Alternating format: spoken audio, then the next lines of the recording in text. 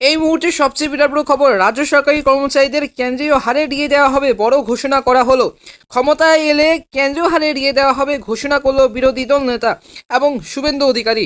রাজ্য বিরোধী দল নেতা শুভেন্দু অধিকারীর আবারও কিন্তু রাজ্যের সরকারি কর্মচারী, পেনশনভোগী এবং শিক্ষকদের পক্ষে আওয়াজ তুলেছেন। ডিএর প্রসঙ্গে এর আগেও কিন্তু বেশ কয়েকবার বিধানসভায় প্রশ্ন তুলেছেন তিনি। ডিএ আন্দোলনের মঞ্চেও কিন্তু দেখা গেছে তাকে, তিনি বলেন তিনি রাজ্যের সরকারি কর্মচারীদের সঙ্গে আছেন। এবার বড় ঘোষণায় করলেন, এবার তিনি এই ঘোষণায় খুশি সরকারি কর্মচারী ও পেনশনভোগীরা। তবে বুধবার দক্ষিণ কলকাতায় শোভাযাত্রা বের করে শুভেন্দু অধিকারী, সেখানে তিনি বলেন যে রাজ্য সরকারি কর্মচারী, পেনশনভোগী শিক্ষকদের দিয়ে দেওয়া হবে কেন্দ্রীয় হারে। শুভেন্দুর কথায় আমরা রাজ্যের যে সমস্ত সরকারি কর্মচারী, পেনশনভোগী শিক্ষকদের কেন্দ্রীয় হারে দিয়ে দেব এবং রাজ্যে বিজেপি সরকার ক্ষমতায় এলে মন্ত্রিসভার প্রথম সিদ্ধান্ত নেওয়া হবে যে প্রত্যেককে কেন্দ্রীয় হারে দিয়ে দেওয়া হবে, এটা কথা দিলাম। তো শুভেন্দু অধিকারীর যে বক্তব্য, এবং শুভেন্দু অধিকারী আরও বলেন যে বিজেপি এই রাজ্য শিল্প নিয়ে আসবে। শুধু তাই নয়, চাকরি প্রার্থীদের চাকরি দেওয়া হবে। আমি এই প্রতিশ্রুতি দিচ্ছি যে বাংলার অবস্থা সবাই জানে, এই রাজ্যর বেকাররা যাবে কোথায়। প্রসঙ্গত রাজ্য সরকার অবশেষে কয়েকদিন আগে ডিএ বিজ্ঞপ্তি কিন্তু প্রকাশ করেছে। এর আগে কিন্তু মুখ্যমন্ত্রী মমতা বন্দ্যোপাধ্যায় ঘোষণা করেছিলেন যে 1 জানুয়ারি থেকে নতুন হারে বা 1 জানুয়ারি থেকে এই মাস থেকে নতুন হারে ডিএ কার্যকর হবে। এটা কিন্তু ফেব্রুয়ারি মাসে, এবং পেয়ে যাবে সেই ডিএটি। মোট 10% হারে কিন্তু ডিএ পাচ্ছেন রাজ্য সরকারি কর্মচারীরা। অপরদিকে কেন্দ্র সরকারি কর্মচারীরা কিন্তু 46% হারে মোট ডিএ পাচ্ছেন। তবে কেন্দ্র সরকার বঞ্চনা করলেও ডিএ দেওয়া হবে।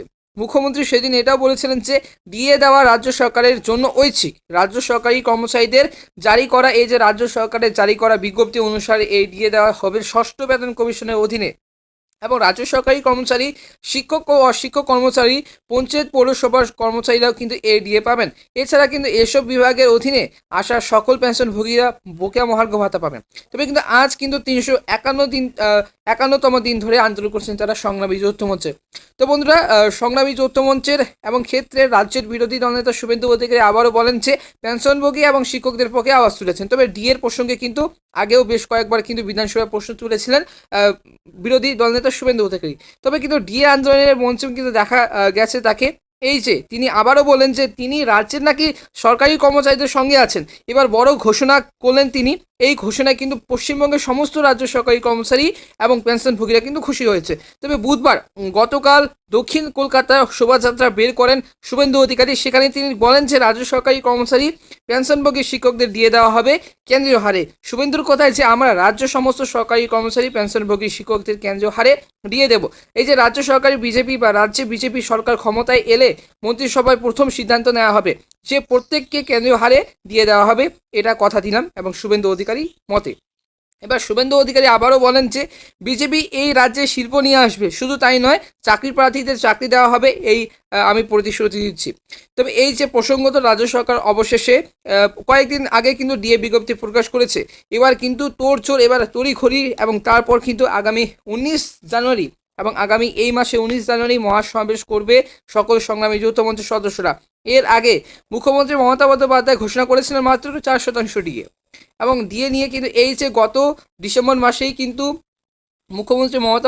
মাননীয় মুখ্যমন্ত্রী মমতা বন্দ্যোপাধ্যায় 4% হারে ডিএ ঘোষণা করেছেন। তবে এতেও কিন্তু সমস্ত রাজ্য সরকারি কর্মচারী এবং পেনশনভোগীরা কিন্তু অসন্তোষ। তবে রাজ্য সরকারের জারি করা যে বিজ্ঞপ্তি অনুসারে এই ডিএ দেওয়া হবে 6ষ্ঠ বেতন কমিশন অনুসারে। তবে এই যে রাজ্য সরকারি কর্মচারী, শিক্ষক ও অশিক্ষক কর্মচারী, পঞ্চায়েত পৌরসভার এবং কর্মচারীরাও কিন্তু এই ডিএ পাবেন। এছাড়া কিন্তু এসব বিভাগের অধীনে আসা সকল পেনশনভোগীরাও কিন্তু বকেয়া মহার্ঘ ভাতা পাবেন। এখন যে পর্যন্ত রাজ্য সরকার 6% হারে ডিএ দিচ্ছিল, তবে 4% বৃদ্ধির ফলে কিন্তু তারা কিন্তু মোট রাজ্য সরকারি কর্মীরা এখন 10% হারে বকেয়া মহার্ঘ ভাতা পাবেন। আর যদিও রাজ্য সরকারের করা এই যে ডিএ 4% বৃদ্ধিতে অনেক রাজ্য সরকারি কর্মচারী খুশি হন, তাদের যে দাবি কেন্দ্রীয় হারে ডিএ বা বকেয়া মহার্ঘ ভাতা দিতে হবে।